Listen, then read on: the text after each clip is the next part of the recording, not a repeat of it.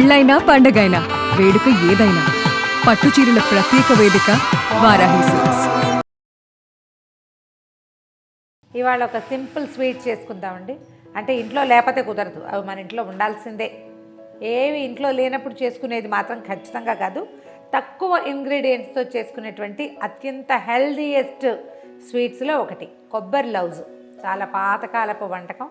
పూర్వకాలం షాపుల్లో కూడా కొబ్బరి ఉండలు దొరికేవి. 10 పైసలకు ఒకటి లేదా 10 పైసలకు 2 కూడా ఇస్తుండేవాళ్ళు కొన్ని కొట్లలో.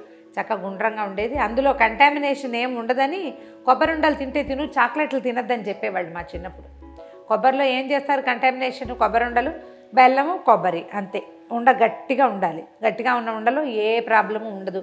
చక్కగా బుగ్గను పెట్టుకుంటే ఇంటికి వెళ్ళేదాకా సైకిల్ మీద హాయిగా ఉండేది. ట్రై చేసి చూడండి, చాలా బాగుంటుందండి. పిల్లలకి దీన్ని అలవాటు చేయాలి. కొబ్బరిలో మనగా కనుక పంచదార కలిపితే కొబ్బరిలో కొంచెం అరగని గుణం ఒకటి, తర్వాత ఫ్లమ్ వచ్చే లక్షణం ఉంటుంది. అది పంచదార పెంచుతుంది. అదే మనం బెల్లం కనుక వేసి అప్పుడప్పుడు పంచదార వేసి చేసుకుంటాం అనుకోండి, ఏం చేస్తాం? రుచి కోసం తప్పదు కదా.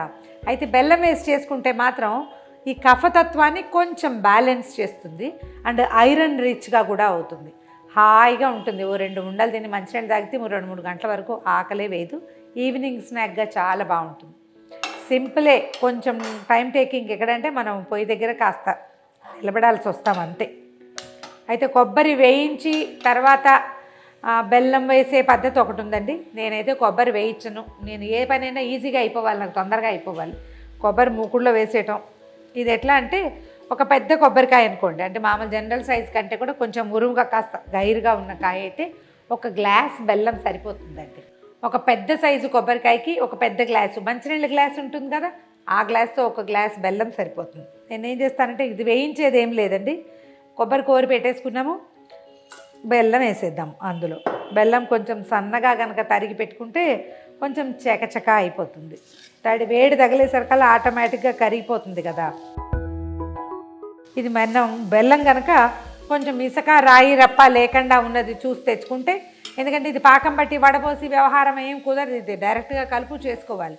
అంచేత కొంచెం చూసుకుని మంచి బెల్లం తెచ్చుకుంటే సరిపోతుంది.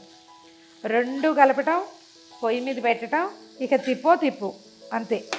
ఇంక ఇందులో నూనె లేదు, నెయ్యి లేదు, ఏలక్కాయలు లేవు, జీడిపప్పులు లేవు, ఏమీ లేదు. ఓన్లీ హెల్దీ అంతే.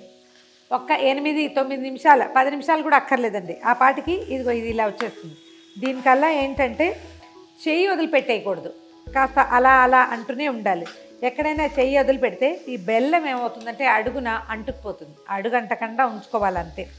కాస్త బెల్లం కనుక, మన కొబ్బరి కనుక ఇలా కోరేది ఉంటే మన దగ్గర కోరం బాగా ఈవెన్గా వస్తుంది. మనం మిక్సీలో వేస్తే ఏమవుతుందంటే కొంతేమో శుద్ధైపోతుంది, కొన్నేమో కచకచాని పెద్ద ముక్కలు ఉండిపోతాయి. రుచికి ఏం వచ్చిన ఇబ్బంది లేదు. దీని సౌందర్యం పట్ల మనకు కొంచెం ఆసక్తి ఉందనుకోండి, అప్పుడు ఈవెన్గా కావాలని కోరుకోవాలి.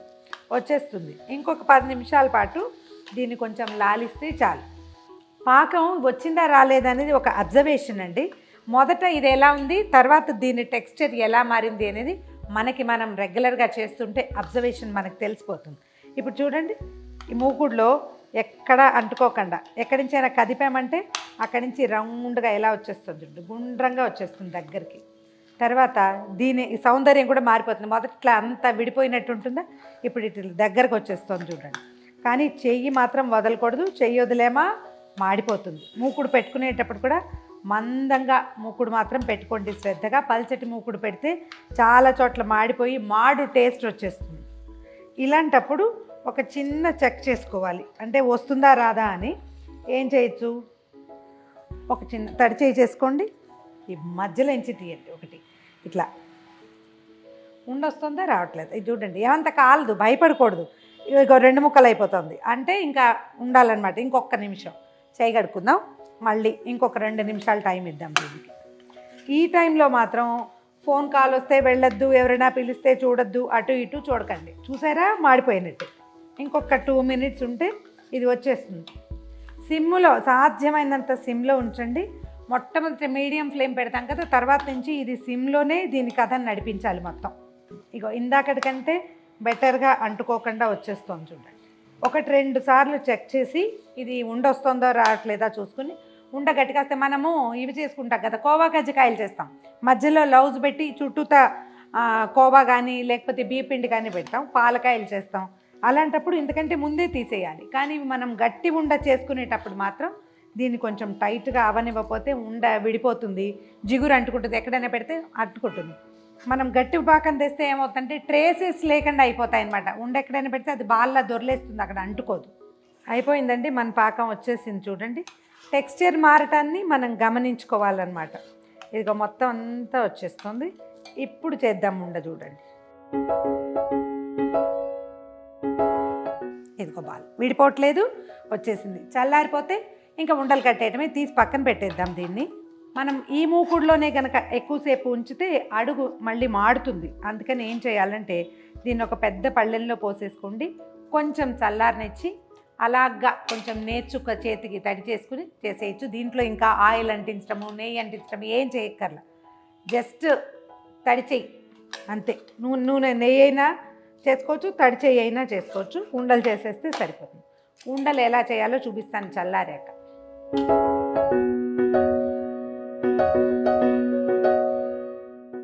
మన ఐడియాని బట్టి, అవగాహనని బట్టి, అలవాటుని బట్టి ఆ సైజ్ ప్రకారం ఉండలు చేసేసుకోవటమే. ఇదేంటంటే మధ్యలో ఎప్పుడు చేయి పెట్టకూడదు. మధ్యలో చేయి పెడితే చెయ్యి కాలిపోతుంది, తాట ఊడిపోతుంది, మనం చెయ్యి సర్దుకోలేకపోతాం. అందుకని ఎడ్జెస్ నుంచి తీసుకోవాలి. ఇప్పుడు కూడా కొంచెం వేడిగానే ఉంది.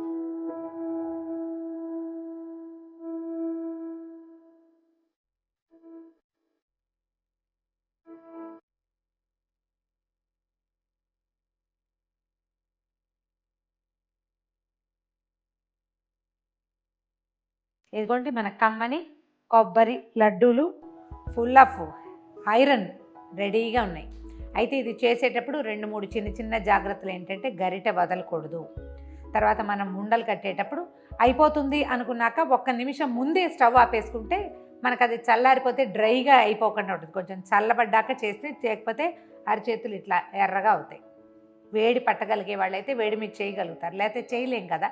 అందుకని కరెక్ట్గా అయిపోతుంది అనుకున్నప్పుడు అయిపోతుందేమో అనిపించగానే ఆపేసేయాలి. ఆ మిగిలింది మనకు విడిగా అంటే ఆ వేడి మీద అదే సర్దుకుంటుంది. ట్రై చేసి చూడండి.